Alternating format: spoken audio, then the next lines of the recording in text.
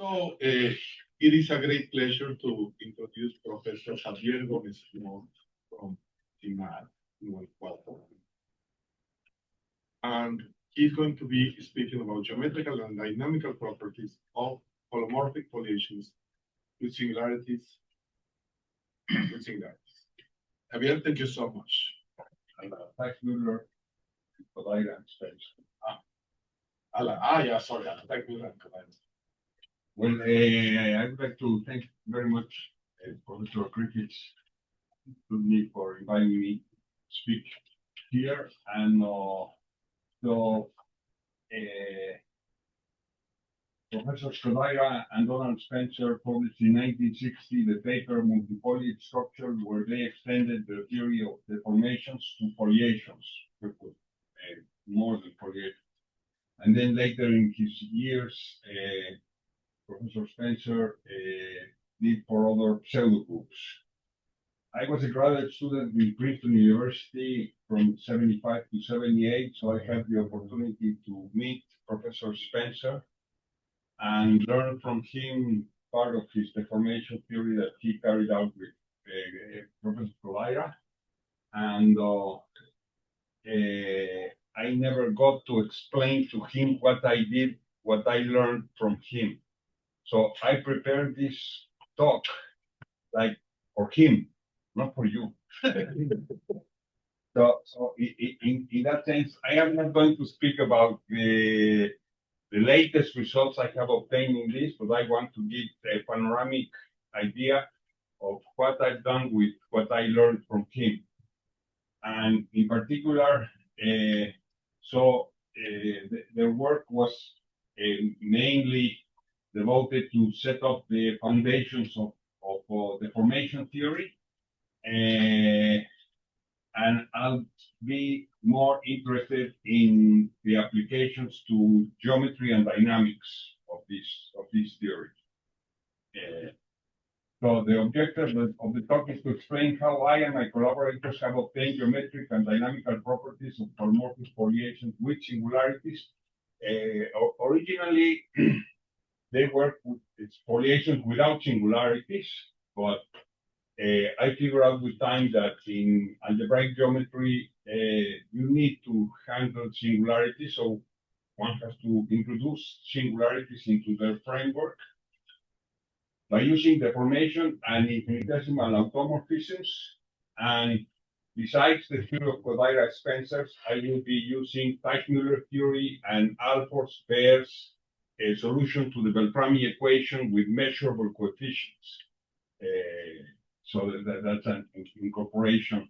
So the pseudogroup that defines a non-singular foliation is formed by changes of coordinates of the form of this form. So these are the changes of coordinates. This is the pseudogroup. And as you can see, this one over here only depends on the y coordinate. So this means that if you take the derivatives of the changes of coordinates, this one only depends on the y. So this means that the normal bundle has a structure which is flat along the leaves because it only depends on y. So that is called Bott's partial connection. So there is a canonical connection given a foliation on the normal bundle, which is on the normal bundle. No? So this is locally the coordinates are like this, and one obtains in this way a decomposition of the manifold into connected connected leaves. If Q is equal to 1, we obtain a codimension 1 foliation. If n is equal to 1, we obtain a codimension 1, and n equal to 1 a foliation by curves. So in case that we have Rn cross CQ, then we obtain a transversely holomorphic foliation of codimension Q. Okay, so every holomorphic foliation of codimension Q is also a transversely holomorphic foliation of codimension Q. Now, this is interesting, and we will use it in a strong way, in the sense that, as you know, when you want to deform complex manifolds, you need to have this Nuremberg condition. So, but when Q is equal to 1 and you want to deform the transverse structure, there are no Nuremberg conditions. So in the case of the foliation, so we have the structure along the leaves and the structure transversal to the leaves. So in some sense, more interesting is the transversal structure to the leaves than the leaves themselves. And in that sense, when we have a codimension 1 foliation, then it is only one complex variable, and we don't need a Nuremberg theorem.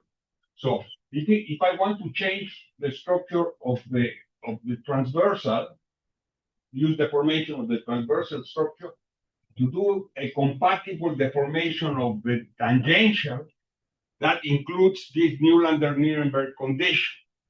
So when I transform myself into the category of transversally holomorphic foliations, then I don't need to do that.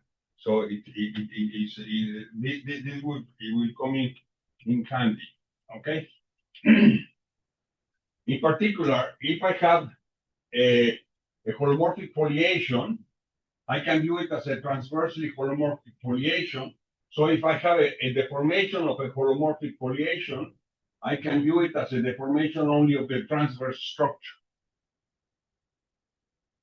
So there is a functor from the deformation space of holomorphic foliations to the deformation space of the transversal holomorphic foliations.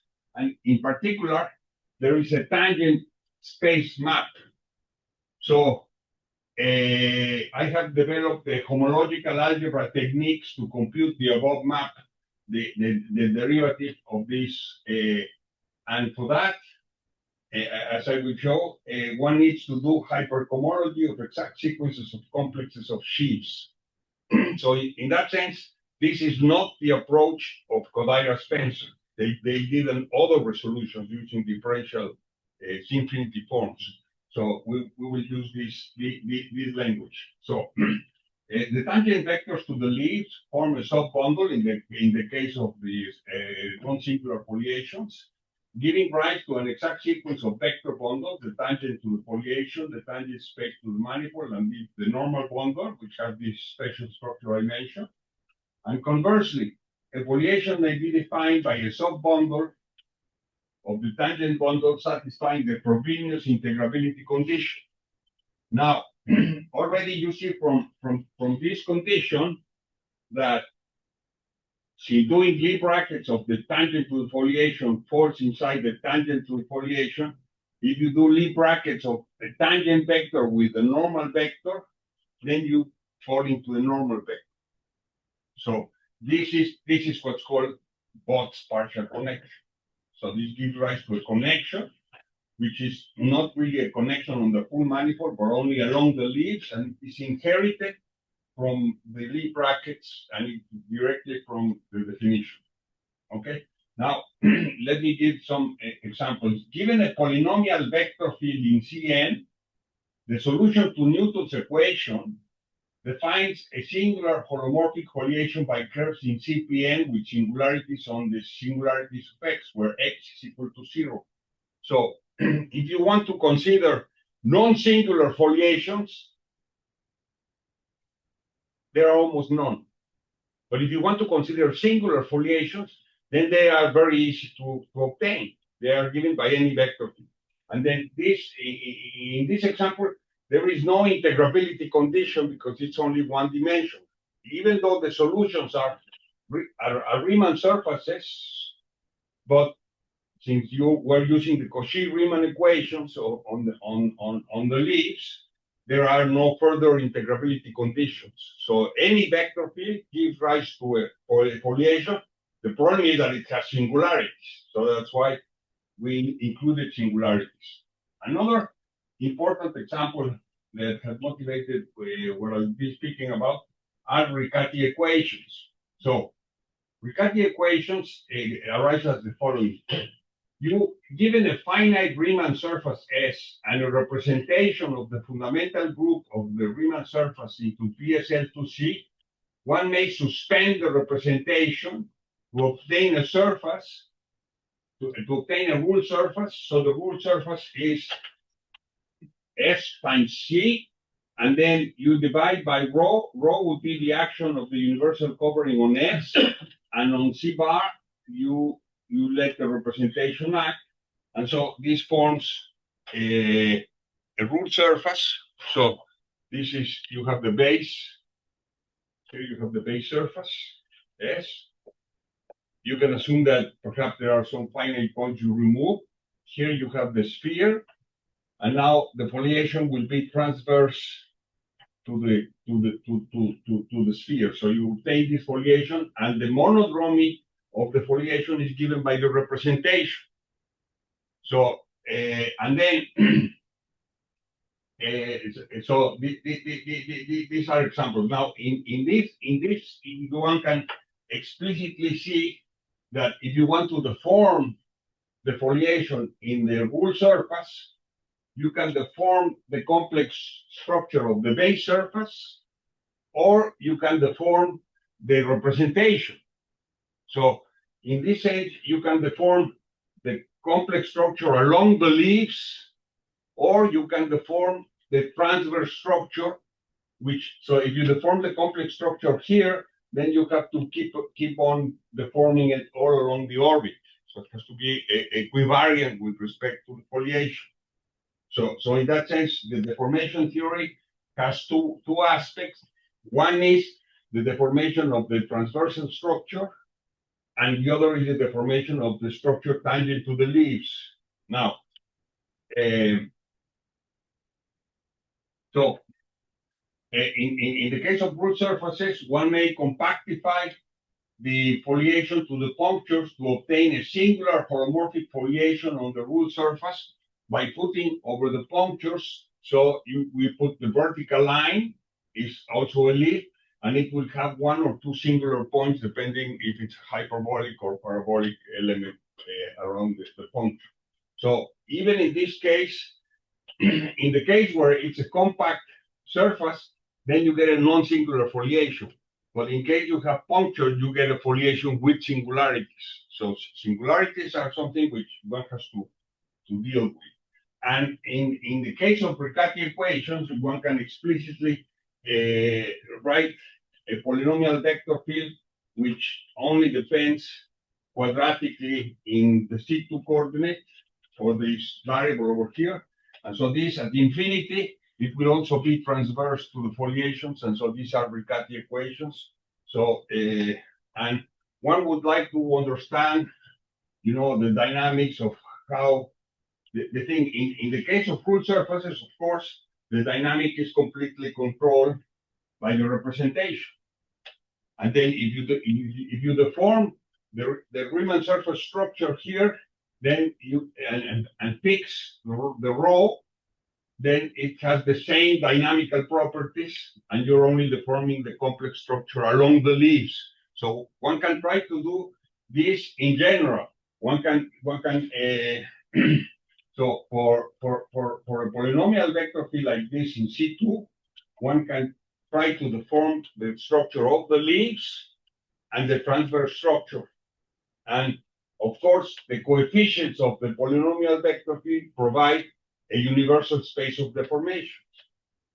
So that's this. Now, so the complete definition of a singular holomorphic foliation in a compact Kahler manifold is a saturated coherent subsheaf of the tangent sheaf of M, which is closed on the Lie bracket, giving rise to the exact sequence of this.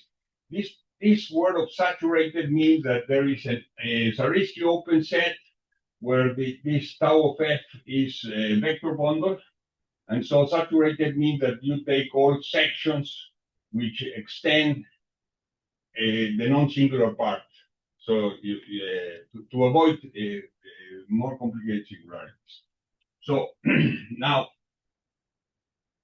so this is the object which I introduced that takes the place of the resolution of Kodaira Spencer and is the following.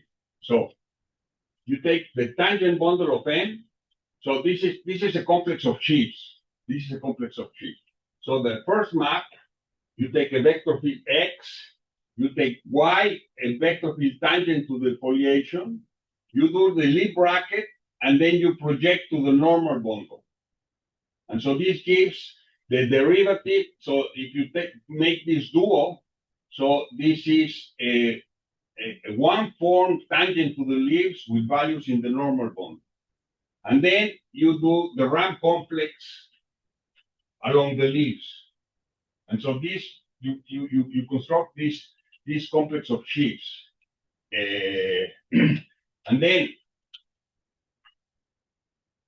since the tau f is closed on the lip brackets, if you take here the tau, so if x is tangent to the foliation, this will be 0.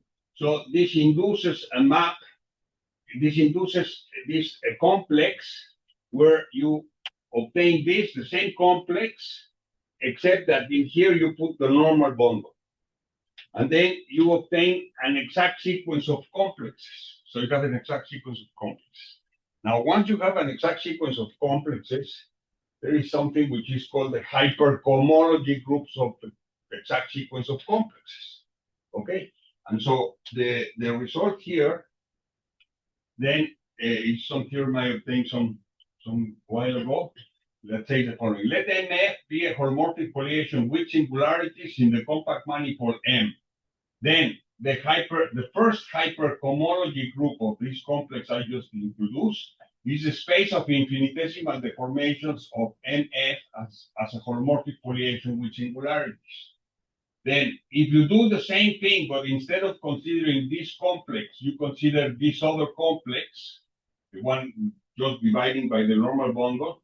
So the hypercohomology group of this one is a space of infinitesimal deformations of MF as a transversely holomorphic foliation with singularities. And the derivative of the map from the deformations of the holomorphic foliation to the deformations of the transversely holomorphic foliations appears in the long exact sequence of hypercohomology groups. So this is, so from the exact sequence, from the hypercohomology of that exact sequence of complexes of sheaves, one obtains the derivative of the map. Now, not only is this giving us the derivative of the map, but it is also describing who is the kernel and who is in the co-kernel. And these ones only depend on the tau. So the tau is the bundle defining the foliation. So this H1 of tau is just the first cohomology group of the bundle. It does not depend on the equation X. The map here does depend on who X is. And in that sense, for example, when one applies this to the projected plane, and we're speaking about the foliation by curves, this guy is always 0, independent of who the equation is. So this gives an injectivity property. So this means that the map which goes from the deformation space of the holomorphic foliation to the deformation space of the transversely holomorphic is injected with no independent of who the equation is. So this sequence is very interesting because it gives us and also one of my favorite theorems when I began learning about algebraic geometry is this local Torelli theorem. So in that sense, is to compute derivatives of canonical maps and to explain properties of this map. So this is like a version of this Torelli map in the sense that this is computing for us what is the tangent space of the deformation space, and it tells us that the kernel and co-kernel are controlled only by the bundle, which is defining the foliation, not the specific way it is embedded in the foliation. And important for us also in this construction of the exact sequence of complexes is the zero cohomology sheaves.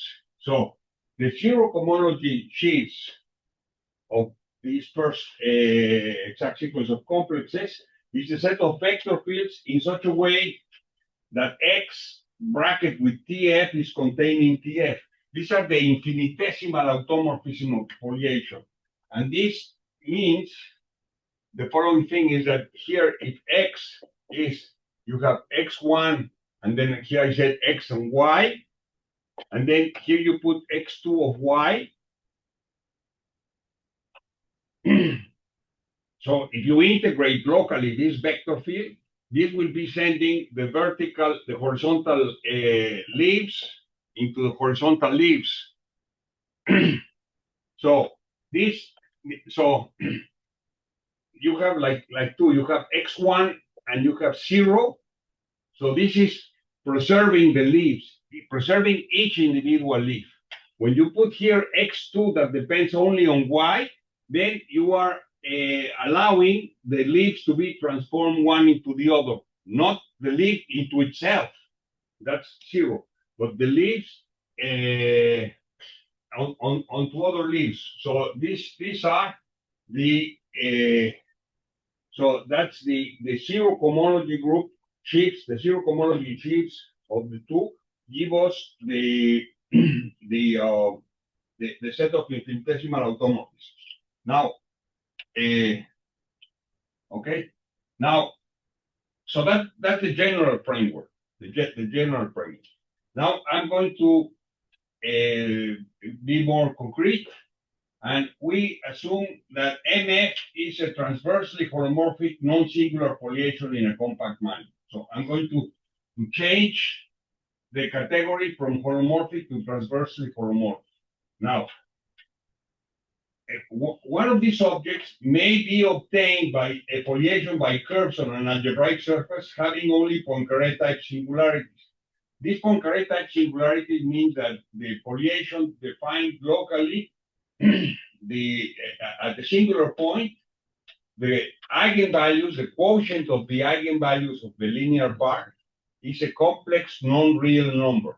So that's a generic condition on the polynomial vector fields. And in this case, we have Poincaré linearization theorem that says that we know the local description of the foliation at the singularities. And in particular, it is transversal to small spheres. So if you remove, so here we have the foliation, here we have a singularity, so you put a small sphere, and here the foliation is transverse. So you take 2 copies, and you glue the 2 copies on the boundary, and you obtain a transversely or holomorphic foliation. And so applying, remove a small border around each singularity and apply the double construction. And so from a polynomial vector field in CP2, for example, one obtains a transversely holomorphic foliation. So this is not anymore a compact complex manifold. It is a differentiable manifold with this double construction, but it does have a transversely holomorphic foliation, and so one can construct. So we're going to assume now, from now on, this hypothesis, and so following this idea of Kodaira Spencer, so we're going to introduce the following. So we're going to introduce this Alfors-Behr's Teichm-Uller theory here. So what we're going to do is we're going to consider the tangent vectors to the foliation, but not the C0, but vector fields which have modulus of continuity epsilon log epsilon, tangent to F. We're going to consider in the normal direction sections of this of the normal bundle, which are both flat with distributional derivatives I'm sorry. So here we have sections, with distribution. So we have to introduce these distributional derivatives in L2, which are essentially bounded, and here we have this.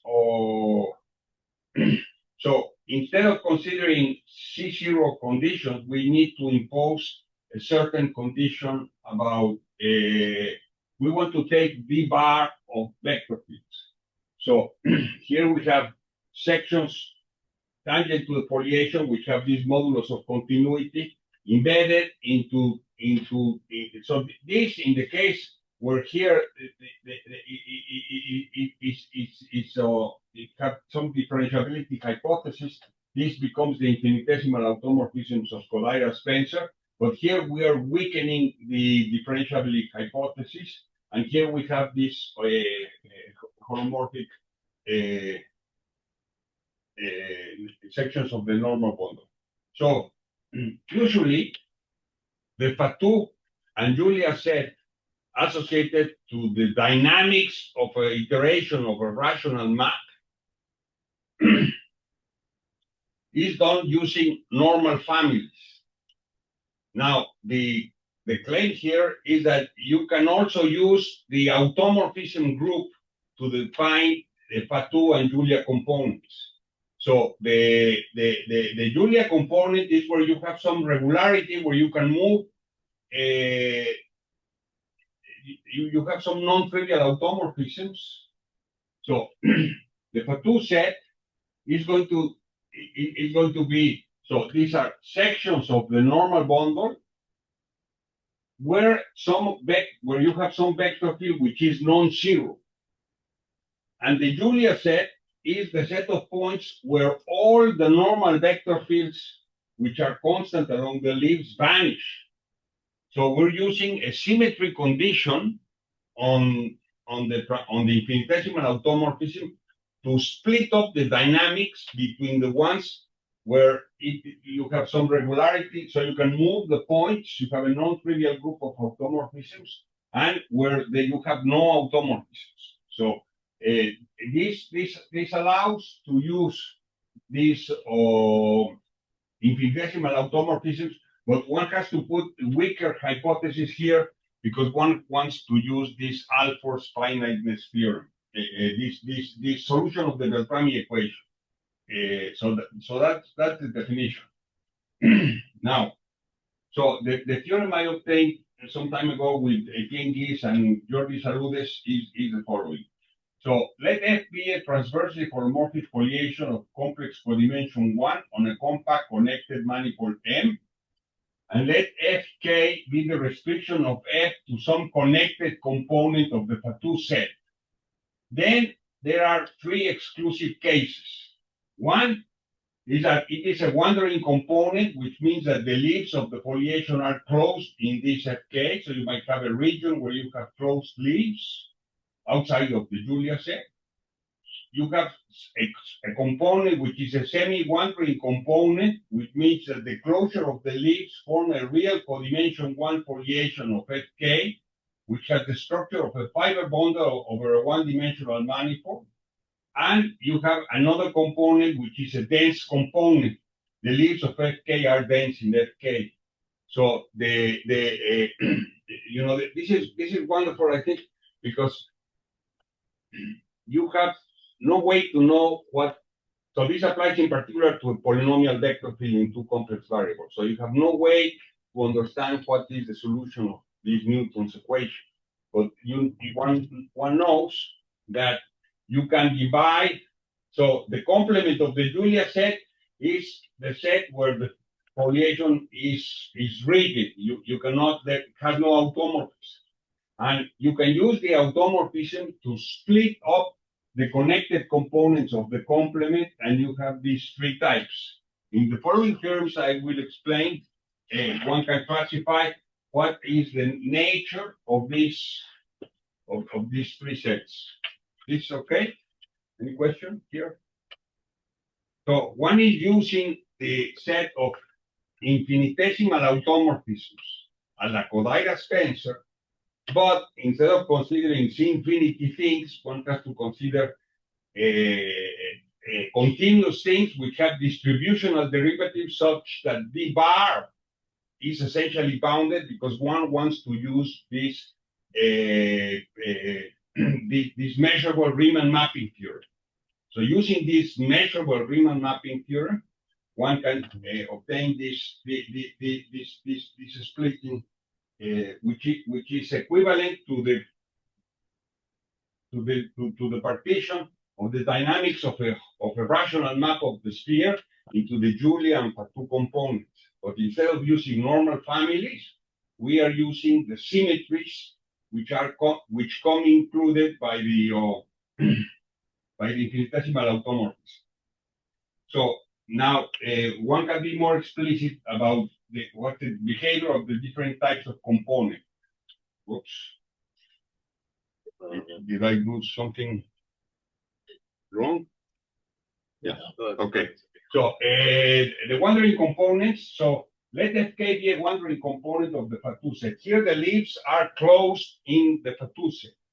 So in this case, the leaf space Fk is a finite Riemann surface, and so this is a version of Alfor's finiteness theorem. Alfor's finiteness theorem says that if you have a Kleinian group, then you take a connected component of the region of discontinuity. That might be a very complicated open set in the sphere. But if you take the quotient of that open set by the action of the group, then you get a finite Riemann surface, and one uses deformation theory to do that.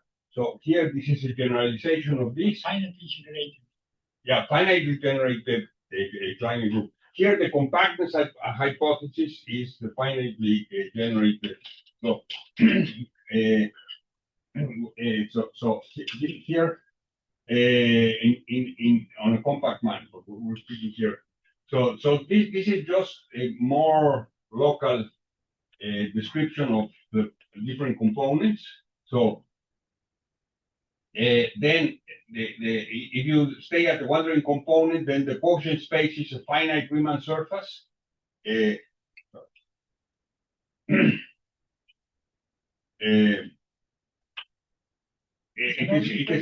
can be an orbital. Excuse me? Can be an orbital. Yeah, can be an orbital.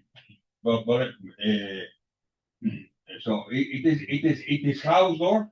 It is compact minus a finite number of points, and the natural projection has the structure of a locally trivial fiber bond. That's the structure in this wandering component.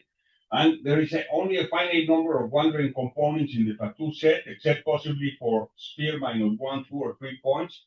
And this is done because the space of the formation of the foliation is finite dimensional, and you cannot have an infinite number of components because each one would give you a deformation, and globally is bounded. No, so the semi-wandering components. So these are the components whose closure are real codimension 1. So let Fk be as a semi-wandering component of the Fatou set. Then the closure of the leaves. Then the closure of the leaves of Fk define a real analytic foliation Gk given by a locally trivial vibration onto the circle or an interval. And the foliation Gk, this real codimension 1, is a G-leaf foliation, where G is the translation group or the affine group, and the lift of Gk to the universal covering is given by a locally trivial vibration into one of these two things. So in this case, there's also a description. And then in the case of the dense component, let Fk be a dense component of the Fatou set. Then Fk is an ergodic foliation in Fk with respect to the Lebesgue measure class of M. And there are two possibilities. Either F is an R2 leaf foliation. The Julia set consists of a finite number of compact leaves, and the Fatou set is connected. The foliation is defined by a homomorphic closed basic one form having poles on the Julia set. Or Fk is an affine R leaf foliation, and the lift of Fk to the universal covering space is given by the fibers of a locally trivial vibration onto C or onto the upper half space. So this is the description in the case of the 3 components. And the last theorem in this description is let M be a transversely holomorphic foliation in compact manifold such that the Lebesgue measure of the Julia set is positive. So either the Julia set has measure 0, and then the complement is open dense. Or if the Julia set is positive, then there is a Lebesgue measurable foliated partition of the Julia set into pieces in such a way that for k bigger than or equal to 1, the set jk have positive Lebesgue measure, and f restricted to jk is ergodic with respect to the Lebesgue measure class, and the space of essentially bounded measurable basic Beltrami differentials on jk is one-dimensional. And then there might be an exceptional, see here, the space of Beltrami differentials is one-dimensional. In this other case, there are no invariant Beltrami differentials. J0 is empty, or it is a recurrent set in the measurable sense. There are no non-zero essentially bounded measurable Beltrami coefficients. So this gives a description of each of the three types of components and a description of what happens in the Julia set. So this gives a qualitative description of the behavior of the foliation in these cases. And this follows from analyzing the infinitesimal automorphisms which can be deduced from this Kodaira-Spencer theorem. Only one has to use measurable mapping theorem. One has to soften the continuity hypothesis. Now, so this is the structure coming from the transverse structure. Now, on the structure tangent to the leaves, so this is following some ideas introduced by Berkowski and by Kandel. We have the following theorem. So let MF be a holomorphic foliation by curves on the compact manifold with linearizable hyperbolic singularities and with hyperbolic leaves. Then the uniformization function, so the uniformization function is the function that relates the intrinsic Poincaré metric of the leaves with the leaf, with the Riemannian metric on the manifold. So the uniformization function on M minus sin F is continuous, so it's depending continuously. And when you approach the singularities, it tends to 0. So this applies to relation with hyperbolic type singularities. And then we have the following theorem by Christian Bonatti and Marcelo Viana and myself, which is the following. So here we're going to restrict here to the case of Riccati foliations, and we are going to assume that the representation of the fundamental group of S into PSLS2C does not have an invariant probability measure on C bar. So the image group here, one wants it not to have a fixed point, not to be rotations, keeping the spherical metric invariant. So there's a hypothesis here on the representation. So if the representation is not of this type, and let MF be the Riccati foliation obtained on the ruled surface S rho by suspending the rho, which I mentioned in this example before, then there is a probability measure mu on M on the manifold, such that for every leaf geodesic on F, its statistic for positive and negative times is mu. So this is generalizing this ergodic Hopf ergodic theorem for the geodesic flow of a compact Riemann surface. So this is a generalization of that, and so we set the foliated geodesic flow to start with, and then the claim one would like this theorem to be true in a more general setting. So that means if you have a polynomial vector field in CP2, in C2, that there is a strong attractor, because it is attracting every geodesic, and it is attracting, so the second part is that for any leaf of F, the normalized hyperbolic probability measure on large disk converges to mu. So there is a measure mu, which is capturing all geodesics, the statistic behavior of all geodesics, and it is also capturing so of the time. 20 minutes. 20 minutes. 20 minutes? Okay. So what this means is the following. So I have time to explain. I tried not to keep too much information so that you won't get over full. So see here we have a leaf. So but the leaf is coming back. And so you take a point and you take a big disc. So you uniformize the leaf and you take a big disc and then you put so here you put the and one has lambda is the Poincaré or d lambda is the Poincaré metric on the leaf.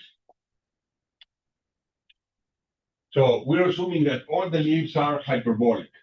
So you take a point, you take a disk of radius r, and so you take 1 over the area of r, and then you put the metric, this d lambda, restricted to the disk. I'm sorry, the area of the disk of radius r, and you put d lambda restricted to the dr. So this is the normalized hyperbolic measure on a big disk. And then you make this radius go to infinity. And so you make it bigger and bigger. So these are probability measures. And so these probability measures, when R tends to infinity, will be convergent to a given metric. So this means that the behavior of the leaf is completely controlled by this measure mu. So there is a measure mu which is capturing all the restricted areas on the leaves. And also, if you take a point and you take a geodesic and you follow the geodesic on the leaf, and then so the geodesic it will be parameterized by 0 L into the leaf V, and then you push V star dt, you put the Lebesgue area on the geodesic, and you divide by the length of the geodesic, then the limit when L tends to infinity goes to this given measure. So there is a measure which is controlling the statistics of all the geodesics, and it's controlling the statistics of all big disks. And so in that sense, you have this Cauchy initial condition that you give me the initial condition and I tell you what happens. That's one aspect. And the other aspect is, no, I want to know what is the statistics of the orbits. So this is the statistic of the orbits along geodesic or along large disk. This is controlled by a given measure. And this, one needs to have a hypothesis on the representation of the group. And the hypothesis we found necessary for our proof is this, that it does not have, using some theorems of Girard, it does not have a probability measure which is invariant by the foliation. And that's all I wanted to say. Thank you very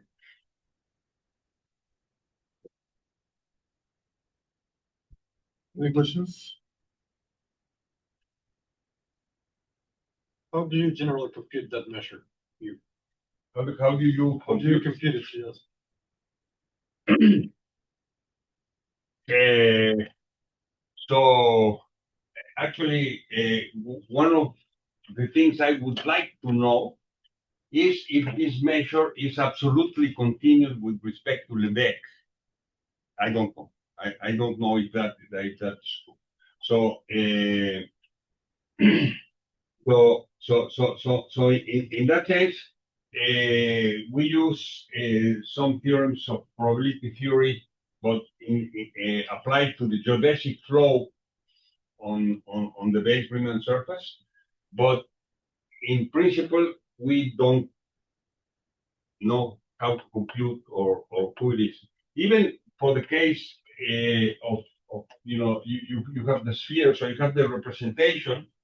So you have the sphere, and then you have the representation. So rho of pi 1 into PSL to C. So so here, let's say you have generators gamma 1 to gamma 2G, compact surface of genus 2G. And so you will take the image of the generators, and then you take a point, and then you would obtain like this. So here we're not using the hypothesis that lots of people use for representations of this, that it's a discrete representation. So it might not be a discrete any representation. So in that sense, you're going to get points all over, and so you would put sum of 1 over n is the number of points, and then you put the delta of the generators pj. So these are the points which are obtained by works of less than or equal to some number. And so you get some Dirac measure, and then you take the limit. So, but this would be, you would obtain a measure by this Givard theorem, which is capturing the dynamics.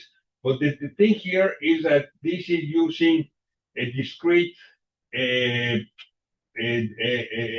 discretization of the flow. In the case of a geodesic flow, it's not a probability measure of this type. So one has to argue.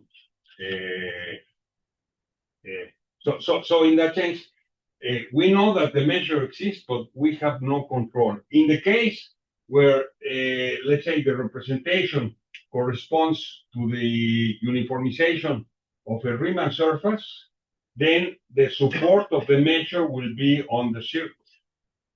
Because given a point, it will be tending towards the circle, and then it might be related to this Patterson-Sullivan measure.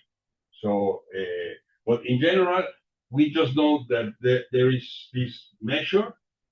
We don't know what are the properties. We would like to, in the case that the representation is dense, so that the leaves are dense, we would like to know if this measure is absolutely continuous with respect to the vector. We don't know. Many things happen also at the level of unitangent bundle creation. Right, that's so if you take the unitangent bundle of the foliation, then here you have the geodesic flow. Exactly, that's where it is. So you have the geodesic flow, and here this would be the context of this Hopf ergodicity theorem.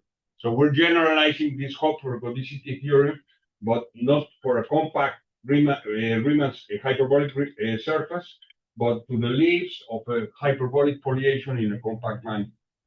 So it's holotycal flows. You have any theorems? The holotycal flows. You haven't thought about it. We haven't thought about it. No. So you can also have these holocycle flows. So your theorem with Etienne and Saúde is for non-singular foliations. Yeah, but I mentioned that with the double construction, okay. So you have singularities, but then that's a holomorphic foliation with singularities. You remove a small sphere around each of the singularities, you do the double construction, and then you get a transversely holomorphic foliation, and then you apply this.